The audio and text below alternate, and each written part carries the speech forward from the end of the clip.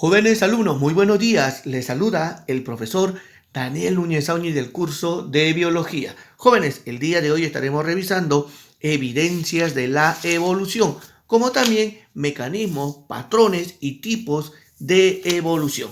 Mis jóvenes, entonces empecemos con las evidencias de la evolución. Como primera evidencia tenemos aquí a la paleontología. La paleontología se refiere al estudio de los fósiles, es decir, impresiones de los organismos primitivos que han sido preservados en las rocas, en ámbar o el hielo. Además, jóvenes, basándose en los registros fósiles, se puede reconstruir la morfología de organismos y el ambiente en que vivieron, permitiendo la comparación con la forma de vida que actualmente existe. La segunda evidencia, y muy importante, es la anatomía comparada. Dice, es la fuente más importante de datos a favor de la evolución. Además, esta va a considerar las homologías como el patrón de comparación que permite relacionar y reconstruir la filogenia de los distintos taxones. Entonces, vamos a encontrar acá, jóvenes, en la anatomía comparada, tres órganos distintos: órganos homólogos, órganos análogos y órganos vestigiales, o también denominados los rudimentarios. Entonces, jóvenes, los órganos homólogos son aquellos que tienen semejante estructura y origen, pero distinta función. Y tenemos como ejemplo las alas del murciélago y la aleta del delfín. Tenemos como ejemplo a mamíferos. Por otro lado, tienen un mismo origen embrionario, pero las alas del murciélago van a realizar una función distinta a las aletas del delfín.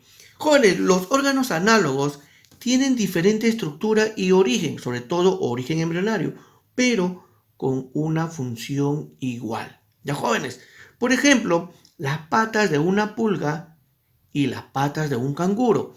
Acá tenemos un invertebrado, acá tenemos un vertebrado. Por otro lado, tienen distinto origen embrionario, pero ambos van a cumplir una función parecida. Los órganos vestigiales, o también denominados rudimentarios, están en desuso y no presentan una función importante. En el ser humano tenemos el apéndice, también tenemos la membrana nictitante, la muela del juicio y el coxis. Son órganos que ya no cumplen una función en nuestro organismo. La tercera evidencia es la embriología comparada. La semejanza en el desarrollo embrionario de distintos organismos constituyen una evidencia en el proceso evolutivo.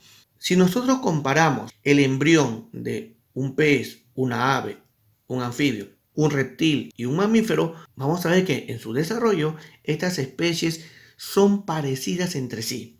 Jóvenes, en el punto 4 tenemos la bioquímica comparada. Se encarga de comparar moléculas como las proteínas, sobre todo citocromo C, que son pigmentos respiratorios. También tenemos histonas, también podemos mencionar los aminoácidos, pero probablemente la semejanza más notable es la presencia del ADN y su proceso de transcripción. La citogenética comparada es aquella que va a comparar los cromosomas en distintas especies, encontrando una semejanza entre ellos, como por ejemplo el chimpancé, que en una de sus células somáticas va a tener 48 cromosomas. En cambio, los seres humanos presentan 46 cromosomas. Por lo tanto, existe una semejanza en el número de cromosomas. En cambio, la biogeografía se encarga del estudio de los patrones de distribución geográfica de los organismos vivos según la evolución de la Tierra.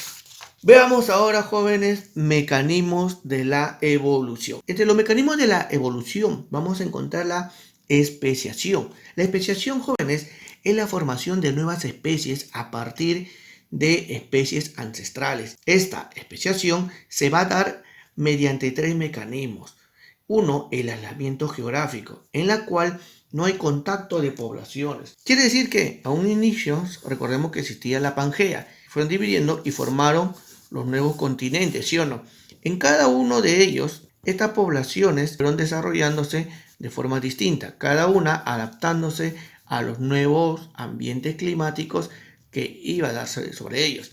Entonces, entre ellos va a haber un aislamiento geográfico. Dos, Dice el aislamiento reproductivo, claro. Al estar separadas todas ellas de sí, estas se van a reproducir solamente con aquellas que van a estar en una misma población. Con los años, estas fueron evolucionando y adaptándose a este medio ambiente.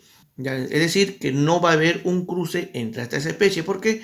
Porque ha existido un aislamiento genético. Y jóvenes, los patrones de la evolución se van a dar mediante dos mecanismos, que son la extinción en masa y la radiación adaptativa.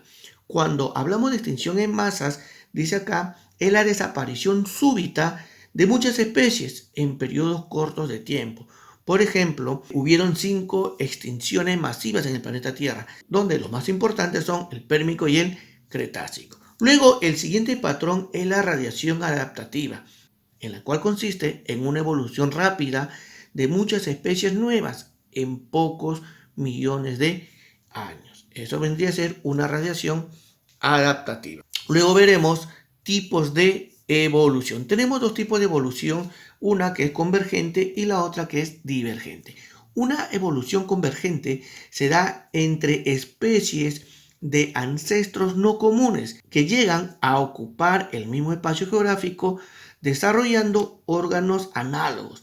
Por ejemplo, el tiburón y el delfín, ellos han tenido una evolución convergente. Ambos se han desarrollado en un medio acuático y han desarrollado órganos análogos. En cambio, en una evolución divergente ocurre una separación de especies que parten de una sola especie ancestral.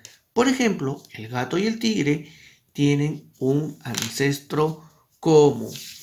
Bien, jóvenes, el día de hoy hemos visto evidencias de la evolución como los mecanismos de la evolución. Esperemos que el tema haya sido de su agrado y conmigo será hasta la próxima semana. Muchas gracias, jóvenes.